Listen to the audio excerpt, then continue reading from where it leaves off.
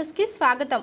శ్రీ శ్రీ లక్ష్మీ వెంకటేశ్వర స్వామి వారి 9వ వార్షికోత్సవ మహోత్సవాలు ఘనంగా కాకినాడ జిల్లా తుని నియోజకవర్గం తుని మండలం ఎన్ సురవరం గ్రామంలో గత 9 సంవత్సరాలుగా పూజలు అందుకుంటున్న శ్రీ శ్రీ లక్ష్మీ వెంకటేశ్వర కళ్యాణ మహోత్సవాలు ఆలయ ధర్మకర్త చింతమనేడి అబ్బాయి ఆధ్వర్యంలో ఘనంగా నిర్వహించారు। ముందుగా స్వామి అమ్మవార్లకు విశేష ద్రవ్యాలతో అభిషేకము, హోమ జపాదులు అనంతరం స్వామి అమ్మవార్లను సర్వాంగ సుందరంగా అమర్చిన మండపంపై పెళ్లి కుమారుడిగా పెళ్లి కుమార్తెగా ఆశీస్సులు చేసి ఆలయ ధర్మకర్త అబ్బాయి శివలక్ష్మి దంపతులు ఇరువురు స్వామి అమ్మవార్లకు వేద పండితులు అర్చకులు మంత్రోచ్చరణ మంగళ వాయిద్యాలు నడుమ దంపతులు ఇరువురు కళ్యాణ తంతులు నిర్వహించారు।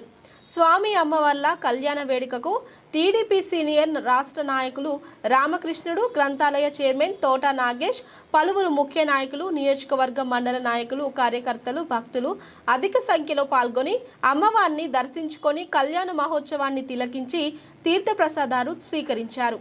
ఎన్సోరవరం పంచాయతీలో గల అలాగే వెంకటాపురం కానీ, గాంధీనగరం కానీ, సుభద్రమ్మపేట కానీ, దీపోలవరం కానీ, ఎన్ఎన్ కానీ, ఎన్ఎస్ వెంకటనగరం కానీ, ఈ గ్రామాల కొలిమేరు కానీ, ఈ గ్రామాల భక్తులందరూ కూడా ఆశీస్సులతోటి మరి ముఖ్యంగా ఆ రోజున 2017లో యనమల రామకృష్ణుడి గారు ఆశీస్సులతోటి మరి ఈ రోజున ఎమ్మెల్యే గారు అయినటువంటి యనమల దివి గారు ఆశీస్సులతోటి మరి ప్రతి సంవత్సరం కూడా ఇక్కడ వార్షికోత్సవం జరగడం, మరి 2015 నుంచి కూడా ప్రతి సంవత్సరం కూడా వార్షికోత్సవం జరపడం, కళ్యాణం చేయడం, అభిషేకాలు చేయించడం ఈ రోజున ఈ గ్రామంలో వెంకటేశ్వర స్వామి వార్షికోత్సవం జరుగుతుంది। ప్రతి సంవత్సరం ఈ సంవత్సరంతో 9వ సంవత్సరం చేయడం జరుగుతుంది। అలాగే ఈ చుట్టుపక్కల ఉన్నటువంటి 10 గ్రామాల ప్రజలు కూడా ఇక్కడ వెంకటేశ్వర స్వామిని దర్శించుకోవడం, ఆశీస్సులు పొందడం, ఈ గ్రామాలన్నీ కూడా మంచి ఆయురారోగ్యాలతోటి అష్టైశ్వర్యాలతోటి ప్రజలందరూ కూడా ఉండడం, అదే రకంగా ఇక్కడ ఈ కళ్యాణ మండపంలో ప్రతి సంవత్సరం కూడా పెళ్ళిళ్ళు చేసుకోవడం అనేది జరుగుతుంది। ఆ రోజున మా అమ్మగారు మా నాన్నగారు పేరు మీద ఈ దేవాలయాన్ని మేము సొంతంగా నిర్మించడం జరిగింది। సొంతంగా నిర్మించడమే కాకుండా ఆ రోజున ఈ 10 గ్రామాల ప్రజలకి కూడా ఈ దేవాలయాన్ని మేము అప్పగించడం జరిగింది।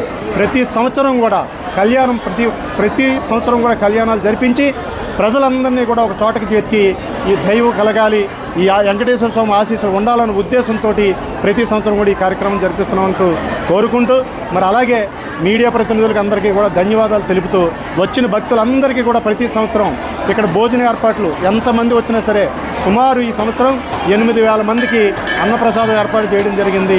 మరి ఆ రకంగా ఆ వెంకటేశ్వర స్వామి ఆశీస్సులు మీకు మాకు అందరికీ గ్రామానికి ఉండాలని కోరి ప్రార్థిస్తున్నాను।